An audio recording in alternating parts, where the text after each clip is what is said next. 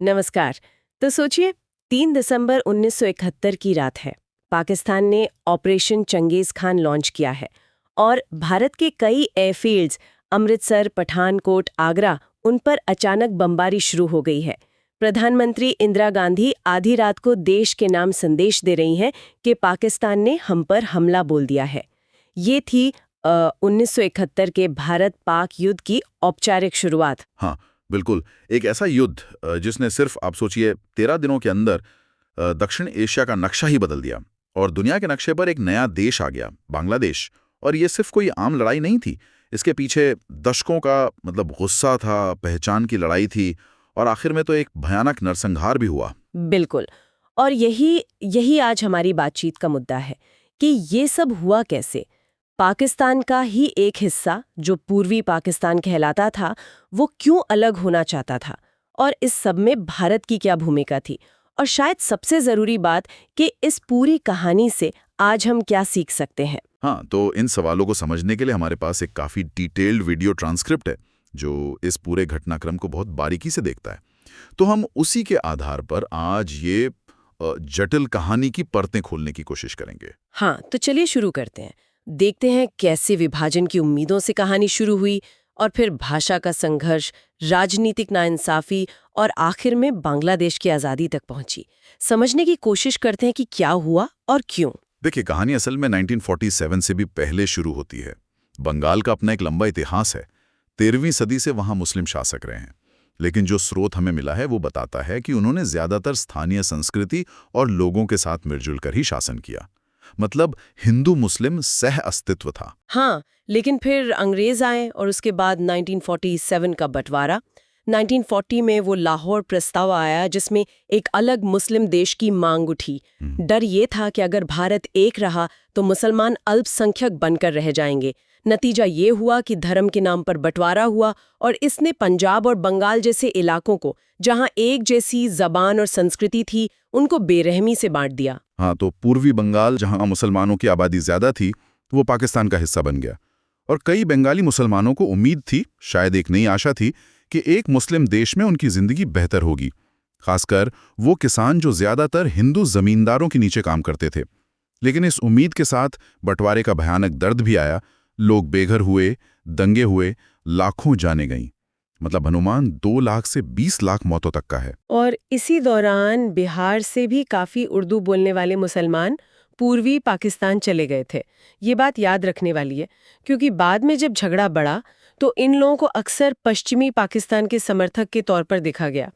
तो बंगाल बटा, पश्चिम बंगाल भारत में रहा और पूर्वी बंगाल बन गया पाकिस्तान का पूर्वी हिस्सा, जिसे बाद में पूर्वी पाकिस्तान कहा जाने लगा।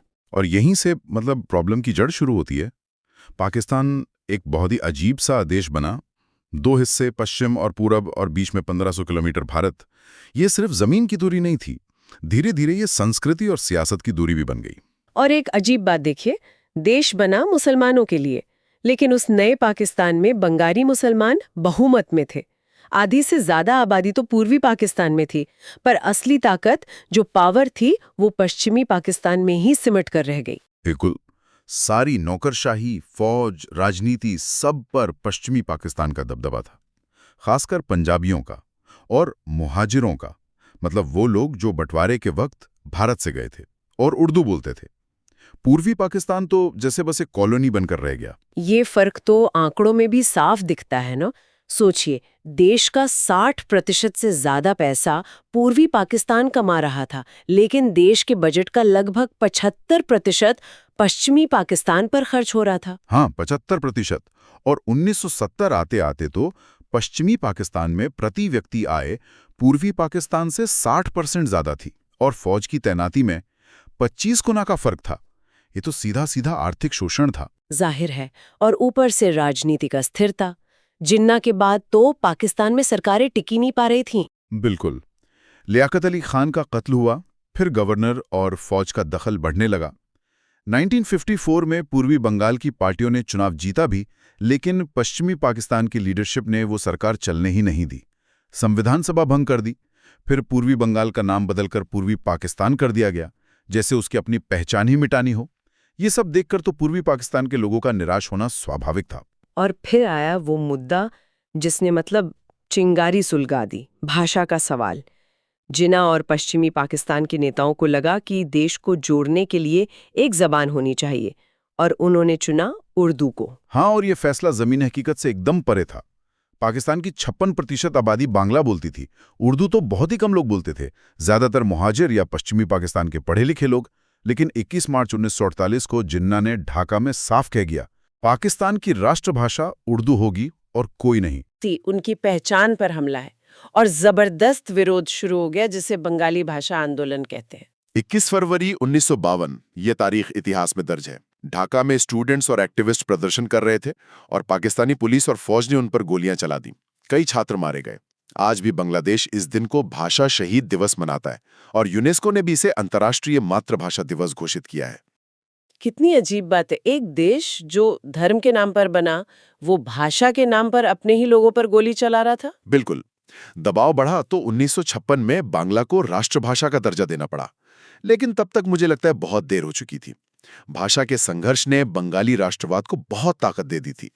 लोगों को यह महसूस होने लगा था कि उनकी बंगाली पहचान ज्यादा अहम है, खासकर जब पाकिस्तानी हुक्मरान उन्हें दूसरे दर्जे का नागरिक समझ रहे थे। फिर 1965 की भारत-पाक जंग हुई, उसने इस भावना को और हवा दी शायद। हाँ, क्योंकि पूर्वी पाकिस्तान को लगा कि लड़ाई तो पश्चिम में हुई, पर उनकी अपनी सुरक्षा का कोई इंतजाम ही नहीं था। वो एकदम असुरक्षित महसूस कर रहे थे। आर्थिक और राजनीतिक खाई तो पहले से ही थी। और इसी माहौल में सामने आए शेख मुजीबुर रहमान और उनकी पार्टी अवामी लीग। जी, वो बंगालियों के हक की आवाज बन गए। उन्होंने अपनी मशहूर 6 सूत्रीय मांगे रखी। ये सिर्फ पैसे कौड़ी की मांगे नहीं थी, ये असल में राजनीतिक स्वायत्तता की मांग थी कि पाकिस्तान एक फेडरेशन बने, पूर्वी पाकिस्तान का अपना अलग बजट हो, अपनी विदेशी मुद्रा हो, यहाँ तक कि अपनी अलग पैरामिलिट्री फोर्स हो। अरे, ये तो लगभग अलग देश जैसी ही बातें हो गईं। पश्चिमी पाकिस्तान के लिए मानना तो मुश्किल रहा होगा। बिल्कुल नामुमकिन था। उन्होंने इसे सीधा कहा कि ये तो देश तोड़ने वाली बात है, अलगाववाद है, और मांगे खारिज कर दी। अयूब खान की फौजी हुकूमत थी। उन्होंने मुजीबुर रहमान को दबाने की कोशिश की। 1968 में उन पर और कई बंगाली फौजी अफसरों पर वो अगरतला षड्यंत्र केस चलाया। इल्जाम लगाया कि ये लोग भारत के साथ मिलकर पाकिस्तान तोड़ना चाहते हैं। लेकिन ये दाव तो उल्टा पड़ गया लगता है। हाँ बिल्कुल। मुजीबुर रहमान की गिरफ्तारी से वो बंगालियों के और बड़े हीरो बन गए। पूरे पूर्वी पाकिस्तान में जबरदस्त प्रदर्शन हुए और जब जेल में उनके एक साथी सार्जेंट जहूरुल हक की हत्या हो गई तो गुस्सा और भड़क गया। अच्छा, इतना ज्यादा जन दबाव बना कि अयूब खान को मुजीबुर रहमान को छोड़ना पड़ा, केस वापस लेना पड़ा। लेकिन इस सब में अयूब खान की अपनी कुर्सी चली गई। उनकी जगह आए जनरल याया खान। और याया खान ने आते ही एक बड़ा ऐलान किया, पाकिस्तान के इतिहास में पहली बार आम चुनाव कराने का। 1970 में चुनाव हुए और नतीजों ने तो जैसे पाकिस्तान की सियासत में तूफान ला दिया। शेख मुजीबुर रहमान की अवामी लीग ने पूर्वी पाकिस्तान की लगभग सारी सीटें जीत लीं। नेशनल असेंबली में उन्हें साफ बहुमत मिल गया, 313 में से 167 सीटें। दूसरी तरफ पश्चिमी पाकिस्तान में जुल्फिकार अली भुट्टो की पाकिस्तान पीपल्स पार्टी सबसे बड़ी पार्टी बनी, लेकिन उसकी सारी सीटें पश्चिम में ही थीं। तो मतलब लोकतंत्र तो यही कहता था कि अब मुजीबुर रहमान प्रधानमंत्री बने, पर ऐसा हुआ नहीं हुआ। पश्चिमी पाकिस्तान की जो ताकतवर फौज और सियासी लीडरशिप थी, जिसमें भुट्टो भी शामिल थे, वो ये बर्दाश्त ही नहीं कर पाए कि सत्ता एक ऐसी पार्टी को मिले जिसका पश्चिम में कोई जनाधार ना हो। उन्हें डर था कि ये उनकी सत्ता को चुनौती देगी। भुट्टो ने याह्या खान पर दबाव बनाया और 1 मार्च 1971 को याह्या खान ने नेशनल असेंबली का जो सेशन बुलाया जाना था उसे ही स्थगित कर दिया। मतलब चुनाव कराओ, नतीजे आने दो और फिर बहुमत वाली पार्टी को सरकारी मत बनाने दो। ये तो लोकतंत्र का मजाक था। पूर्वी पाकिस्तान में जैसे एक धमाका हुआ, लोग सड़कों पर उतर आए। उनका कहना था, हमने वोट दिया, हमारे नेता जीते, अब आप हमें सरकार क्यों नहीं बनाने दे रहे? अगर आप हमें बराबरी का नहीं मानते तो ठीक है, हमें हमारा अपना देश बनाने दो। स्वायत्तता का नारा अब आजादी के नारे में बदल गया। तो यहीं से बांग्लादेश मुक्ति संग्राम की आप कह सकती हैं औपचारिक शुरुआत हो गई। लोगों के लिए अब उनकी बंगाली पहचान सबसे ऊपर थी। वो एक अलग, सेक्युलर, लोकतंत्रात्मक, समाजवादी बंगाली देश का सपना देखने लगे। बांग्लादेश मतलब बंगालियों का देश। बिल्कुल। और 7 मार्च 1971 को ढाका के रेसकोर्स मैदान में मुजीबुर रहमान ने वो अपना ऐतिहासिक भाषण दिया। लाखों लोग थे वहां। उन्होंने असहयोग आंदोलन का ऐलान किया और कहा, जब तक हमारे देश के लोग आज़ाद नहीं होते तब तक असहयोग आंदोलन जारी रहेगा। और वो नारा दिया, एबारे संग्राम अमादेर मुक्तिर संग्राम, एबारे संग्राम स्वाधीनता और संग्राम। ये संघर्ष हमारी मुक्ति के लिए है, ये संघर्ष हमारी स्वतंत्रता के लिए है। ये भाषण आज भी लोगों को जोश दिलाता है। इसके बाद तो हालात बहुत तेजी से बिगड़े होंगे। हाँ, बहुत तेजी से। पूर्वी पाकिस्तान में बंगाली राष्ट्रवादियों और उन उर्दू भाषी बिहारियों के बीच झड़पें होने लगीं, जिन्हें पश्चिम का समर्थक माना जाता था। पाकिस्तानी सेना ने इसे बहाना बनाया और अपनी तैयारी शुरू कर दी। कैसी तैयारी? उन्होंने पाकिस्तान इंटरनेशनल एयरलाइंस की फ्लाइट्स रद्द कर दी और चुपके चुपके सैनिकों को सादे कपड़ों में ढाका भेजना शुरू कर दिया। और साथ ही उन्होंने कुछ लोकल लोगों को भी साथ में लाया, खासकर जमाते इस्लामी जैसी पार्टियों के कट्टरपंथियों को लेकर शांति बाहिनी और रजाकार जैसे ग्रुप बनाए। इन लोगों ने बाद में बहुत जुल्म किए। और दूसरी तरफ बंगाली राष्ट्रवादी? उन्होंने भी तैयारी शुरू कर दी थी। ईस्ट बंगाल रेजिमेंट और ईस्ट पाकिस्तान राइफल्स के जो बंगाली सैनिक थे, पुलिस वाले थे और आम लोग, उन्होंने मिलकर मुक्ति बाहिनी यानी स्वतंत्रता सेनानी का ग्रुप बनाया। उन्होंने गुरिल्ला लड़ाई की तरकीब अपनाई और उन्हें भारत की सेना से ट्रेनिंग और हथियार भी मिलने लगे थे। और फिर आई वो रात 25 मार्च 1971, ऑपरेशन सर्चलाइट। हाँ, वो एक भयानक रात थी। पश्चिमी पाकिस्तानी सेना ने ऑपरेशन सर्चलाइट शुरू किया। ये कोई मामूली फौजी कार्रवाई नहीं थी। ये एक प्लान्ड नरसंहार था। मकसद साफ था, बंगाली राष्ट्रवादी आंदोलन को कुचलना, बुद्धिजीवियों, छात्रों, नेताओं और खासकर हिंदू अल्पसंख्यकों को खत्म करना। उस रात ढाका में क्या हुआ? टैंक उतरे सड़कों पर, यूनिवर्सिटी पर हमला हुआ। कहते हैं अकेले ढाका यूनिवर्सिटी के हॉस्टलों में हजारों छात्र मार दिए गए। सेना ने चुन चुनकर प्रोफेसरों, डॉक्टरों, पत्रकारों को मारा। शेख मुजीबुर रहमान को गिरफ्तार कर लिया गया और पश्चिमी पाकिस्तान ले जाया गया। लेकिन गिरफ्तारी से ठीक पहले वो बांग्लादेश की आज़ादी का ऐलान कर चुके थे, जो बाद में रेडियो पर सुनाया गया। इसीलिए बांग्लादेश 26 मार्च को अपना स्वतंत्रता दिवस मनाता है। हे भगवान! अगले कुछ महीनों में जो हुआ वो मतलब इतिहास के शायद सबसे काले पन्नों में से एक है। पाकिस्तानी सेना और उनके ये लोकल साथी, रजाकार वगैरह, इन्होंने लाखों बेगुनाह बंगालियों का कत्ल किया। लाखों औरतों के साथ ज्यादती हुई। गांव के गांव जला दिए गए। बुद्धिजीवियों को तो चुन चुन कर मारा गया ताकि आगे चलकर भी कोई लीडरशिप ना बन सके। आंकड़े बहुत भयानक है, मतलब 3 लाख से 30 लाख लोगों के मारे जाने का अनुमान है। दुनिया को ये सब पता कैसे चला? आपने कहा विदेशी पत्रकारों को निकाल दिया गया था। हाँ, लेकिन एक पाकिस्तानी पत्रकार थे, एंथनी मस्कारेनास। वो खुद सेना के साथ घूम रहे थे। उन्होंने जो देखा उससे वो इतने हिल गए कि वो भागकर लंदन चले गए। और 13 जून 1971 को उन्होंने संडे टाइम्स अखबार में एक आर्टिकल लिखा जिसका टाइटल था जेनोसाइड। उस लेख ने पहली बार दुनिया को बताया कि पूर्वी पाकिस्तान में कितनी भयानक तबाही हो रही है। कहते हैं इंदिरा गांधी ने भी वो लेख पढ़ा था और उससे उन्हें भारत की भूमिका पर सोचने को मजबूती मिली। और इसी नरसंहार की वजह से वो शरणार्थी संकट पैदा हुआ। बिल्कुल। लाखों बंगाली अपनी जान बचाने के लिए भागकर भारत आने लगे। 1971 के आखिर तक भारत में 1 करोड़ से ज्यादा शरणार्थी आ चुके थे। ये भारत के लिए एक बहुत बड़ा मानवीय संकट तो था ही, आर्थिक बोझ भी बहुत ज्यादा था। यहीं से भारत का सीधा रोल शुरू होता है। हाँ, इंदिरा गांधी की सरकार पर जबरदस्त दबाव था। एक तरफ इंसानियत का सवाल था, दूसरी तरफ देश की अर्थव्यवस्था पर बोझ। स्रोत बताते हैं कि अप्रैल 1971 में ही इंदिरा गांधी ने सेना प्रमुख जनरल सैम मानेकशॉ से पूछा था कि क्या वो जंग के लिए तैयार हैं। और मानेकशॉ का क्या जवाब था? वो तो अपनी साफगोई के लिए जाने जाते थे। हाँ, कहा जाता है कि उन्होंने साफ कहा कि वो फौरन जंग के लिए तैयार नहीं हैं। उन्हें तैयारी के लिए वक्त चाहिए, खासकर मॉनसून बीतने का इंतजार करना होगा। उन्होंने इंदिरा गांधी से कहा कि उन्हें पूरी छूट और वक्त चाहिए, और इंदिरा गांधी ने उन पर पूरा भरोसा दिखाया। तो इस बीच भारत क्या कर रहा था? इस बीच भारत ने मुक्ति बाहिनी को बड़े पैमाने पर ट्रेनिंग और हथियार देना शुरू कर दिया था। भारत में बांग्लादेश की एक निर्वासित सरकार भी बन गई थी, जो अवामी लीग के नेताओं ने बनाई थी। वो काम कर रही थी। और जुलाई आते आते भारत ने आधिकारिक तौर पर पूर्वी पाकिस्तान को बांग्लादेश कहना शुरू कर दिया था। पाकिस्तान को ये सब पता चल रहा होगा, उन्हें डर लगा होगा कि भारत अब हमला करेगा। हाँ, शायद इसी डर से या शायद पहले हमला करके फायदा उठाने की कोशिश में उन्होंने 3 दिसंबर 1971 को भारत के हवाई अड्डों पर हमला कर दिया। वही ऑपरेशन चंगेज खान। लेकिन वो हमला तो फेल हो गया। हाँ, बुरी तरह फेल हुआ और उसने भारत को जवाबी कार्रवाई का पूरा बहाना और मौका दे दिया। भारत ने पश्चिम में डिफेंसिव रुख अपनाया और पूरब में भारतीय सेना ने मुक्ति बाहिनी के साथ मिलकर 3 तरफ से जबरदस्त हमला बोल दिया।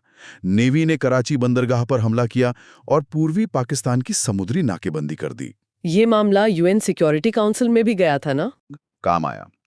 उसने भारत के खिलाफ जो प्रस्ताव लाए जा रहे थे उन पर 2 बार वीटो लगा दिया। इससे भारत को अपनी फौजी कार्रवाई पूरी करने का वक्त मिल गया। और बाद में जब नरसंहार की खबरें और ज्यादा साफ हुईं, तो ब्रिटेन और फ्रांस जैसे देशों ने भी वोटिंग में हिस्सा नहीं लिया। अमेरिका और चीन अकेले पड़ गए। 6 दिसंबर को भारत ने बांग्लादेश को मान्यता दे दी, भूटान के बाद दूसरा देश, और भारतीय सेना और मुक्ति बाहिनी बहुत तेजी से ढाका की तरफ बढ़ रहे थे। हाँ, पाकिस्तानी सेना का हौसला पूरी तरह टूट चुका था और 16 दिसंबर 1971 वो ऐतिहासिक दिन भारतीय सेना ने ढाका को घेर लिया था। पाकिस्तानी सेना के कमांडर थे लेफ्टिनेंट जनरल ए.के. नियाजी। उनके पास कोई रास्ता नहीं बचा था। उन्हें सरेंडर करने को कहा गया और उन्होंने बिना शर्त सरेंडर कर दिया। ढाका के उसी रेसकोर्स मैदान में जहां कभी मुजीब ने भाषण दिया था, वहीं सरेंडर हुआ। जी हाँ, वहीं पर सरेंडर के कागजात पर दस्तखत हुए। 93,000 से ज्यादा पाकिस्तानी सैनिकों ने हथियार डाल दिए। ये दूसरे विश्व युद्ध के बाद सबसे बड़ा मिलिट्री सरेंडर था। पूर्वी पाकिस्तान खत्म हुआ और बांग्लादेश एक आजाद देश बन गया। युद्ध के बाद फिर शिमला समझौता हुआ 1972 में। हाँ, भारत और पाकिस्तान के बीच। भुट्टो अब पाकिस्तान के राष्ट्रपति बन चुके थे। वो और इंदिरा गांधी मिले। पाकिस्तान ने बांग्लादेश को मान्यता दी और बदले में भारत ने वो जो 93,000 युद्धबंदी थे उन्हें रिहा करने और पश्चिमी पाकिस्तान में जीती हुई जमीन लौटाने पर सहमति जताई। पाकिस्तान में तो याहिया खान गए, भुट्टो आ गए। बांग्लादेश में क्या हुआ? शेख मुजीबुर रहमान का क्या हुआ? शेख मुजीबुर रहमान पाकिस्तान की जेल से रिहा हुए और एक हीरो की तरह ढाका लौटे। 1973 में चुनाव हुए। उनकी पार्टी जबरदस्त बहुमत से जीती। उन्होंने एक सेक्युलर संविधान अपनाया और जमाते इस्लामी जैसी धार्मिक पार्टियों पर बैन लगा दिया। लेकिन बांग्लादेश की कहानी में आगे भी मुश्किलें रहीं। हाँ, रही। जैसे पाकिस्तान में अस्थिरता थी वैसे ही बांग्लादेश में भी आई। 15 अगस्त 1975 को सेना के कुछ जूनियर अफसरों ने बगावत की और शेख मुजीबुर रहमान और उनके परिवार के लगभग सभी लोगों को मार डाला। सिर्फ उनकी 2 बेटियां शेख हसीना और शेख रेहाना, जो उस वक्त विदेश में थीं, वो बच गए। ओह, ये तो बहुत ही दुखद अंत हुआ उनका, जिन्हें बंग बंधु कहा जाता था। हाँ, बहुत दुखद। इसके बाद बांग्लादेश में कई साल तक फौजी शासन और राजनीतिक अस्थिरता रही। जनरल जियाउर रहमान आए। उन्होंने जमात इस्लामी पर से बैन हटा दिया। बाद में उनकी भी हत्या हो गई। काफी उतार चढ़ाव के बाद आखिरकार लोकतंत्र वापस आया और 2009 में शेख मुजीबुर रहमान की बेटी शेख हसीना प्रधानमंत्री बनी और वो आज भी हैं। तो ये थी कहानी एक नए देश के बनने की। उम्मीदों से शुरू हुई, फिर भाषा और पहचान का संघर्ष, आर्थिक नाइंसाफी, राजनीतिक धोखा, भयानक हिंसा, युद्ध और आखिरकार आजादी। कितना कुछ हुआ इसमें। एक तरह से भाषा और सांस्कृतिक पहचान बनाम थोपी गई धार्मिक एकता की कहानी है। क्या होता अगर पश्चिमी पाकिस्तान ने उर्दू थोपने की कोशिश ना की होती? अगर उन्होंने बंगालियों को शुरू से ही बराबर का राजनीतिक और आर्थिक हक दिया होता? क्या तब भी जमीन और संस्कृति की दूरी आखिर में भारी पड़ती, या एक धर्म अलग अलग संस्कृतियों के बावजूद देश को एक रख सकता था? कौन जाने, शायद इतिहास कुछ और होता। लेकिन ये सवाल आज भी उतना ही जरूरी है। किसी देश को क्या चीज जोड़ती है, साझा पहचान कैसे बनती है और कैसे टूट जाती है, इस पर जरूर सोचना चाहिए।